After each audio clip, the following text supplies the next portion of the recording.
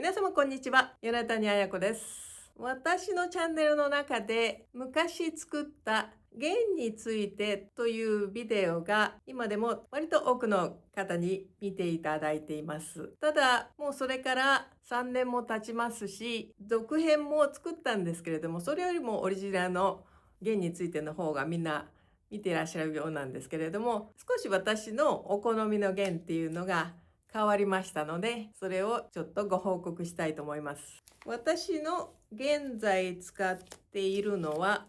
ゲーセン、G 線ですね。ゲーセンはロンドのゴールド。これちょっと売ってる店と売ってない店もあります。から D 線、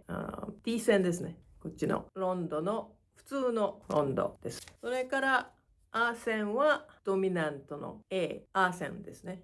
それから A 線、これを私はジュリアードの入試で A 線と E 線が英語では E 線なんですけど、先生が A 線を直せって言われて、私はこの弦を直してたんですけど、先生はこの弦の音がちょっと狂ってるから直すようにっておっしゃって、それで一生懸命私はこの弦を直してたんで、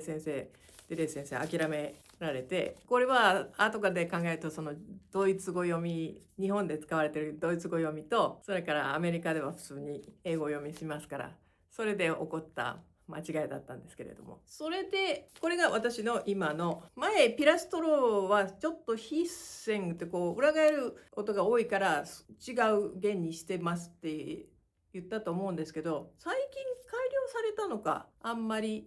シュッと裏返る音が少なくなりましたので、また私はピラストロのオリーブに戻りました。これは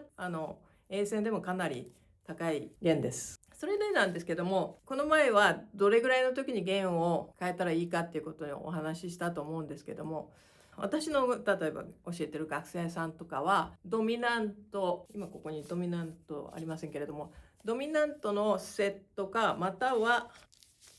ドミナントプロのセットをおすすめしてます。っていうのはセットで買う方がバラバラにこういう風に買うよりもずっと安いっていうことがあります。それから前もお話ししたように、やっぱり倍音弦をこうバイオリンが弾くってことは倍音が鳴って、そのオクターブ上の倍音が鳴って、それからその5度上の倍音が鳴ってっていう複雑な動きでこういっぱい音が鳴ってくるわけなんですけれども、やっぱり弦が古くなってくるとその倍音がうまく出ないとかいうことが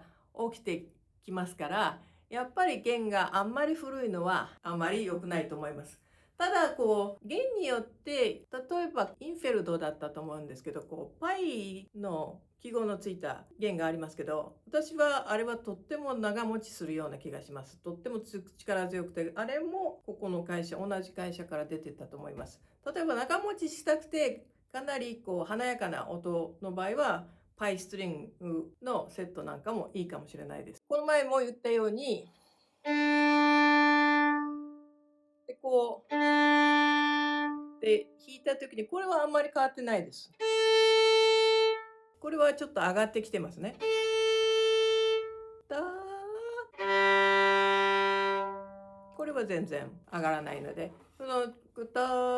弦を弓を離した時にターってこうと上がってしまう、すごく早く上がりますけれども、そういう弦はやっぱり取り替えられた方がいいと思います。それでしばらく変えてないと、本当に弦を変えたらすごく自分が上達したように感じられますから、私の場合は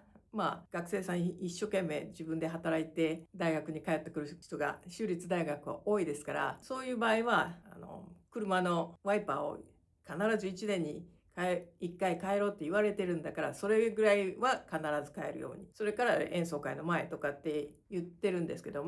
すごく弾く量にもよりますけども、そんなに弾かれない方だったら年に2回でもいいんじゃないかと思います。もちろん日本ではこの音質へのこだわりっていうか、それでガット弦を未だに推薦していらっしゃる方もいらっしゃいます。ただガット弦はやっぱり高価であるということと、それからブレイクイン、それが慣れてくるまでにすごい時間がかかります。ナイロン弦の場合は、例えば2日前ぐらいに変えても、2日後になったら落ち着いて演奏会でも、あんまりはしませんけど、それでも弾ける感じですけど、ガット弦の場合はどうしても4、5日、伸びるのにかかるような気がしますし、それと立ち上がりが少し柔らかくてソフトで柔らかいので、遅く出る感じがあります。だから、ナイロン弦に慣れてしまうと、ガット弦は弾きにくくなります。私は、アメリカの傾向なのかもしれないですけど、ガット弦を勧めます。それから最近は松ヤニもたくさん出てますし、最近、松ヤニでも随分変わるんだと思いました。ちょっとおまけでもらってきた松ヤニを私はビオラに使ってたんですけど、なんかあまり良くなくて、それでバーリンに使ってる松ヤニをやってみたら、かなり意味の引っかかりが良くなりましたんで、みんないっぱいそれでこだわって研究してらっしゃって、私はそのエキスパートではありませんから、あんまり自分の使ってるものっていうのはまた知りたい方にはまたビデオを作りますけれども、でも松ヤニとかそういうことでも音が変わってきます。それから最近の私の発見は、私はあんまりビオラは演奏はしないんです。人前で。ただ、この前モーツァルトのクラリネットトリオを演奏会で弾いたんですけど、ビオラは必ずしもドミナント系の弦をつけるよりも、イーバープラッチ、ピラストロ系の会社のイーバープラッチゴールドなんかの音がいいような気もしました。私はバーリンとしてはすごく個性があってすごくまろやかでソフトでもうなんか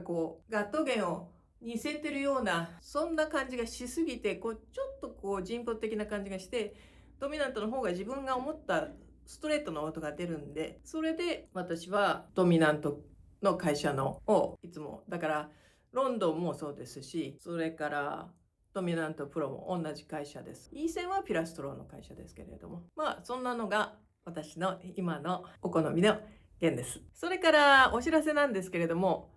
本当に久しぶりに東京で7月にリサイタルを開きます。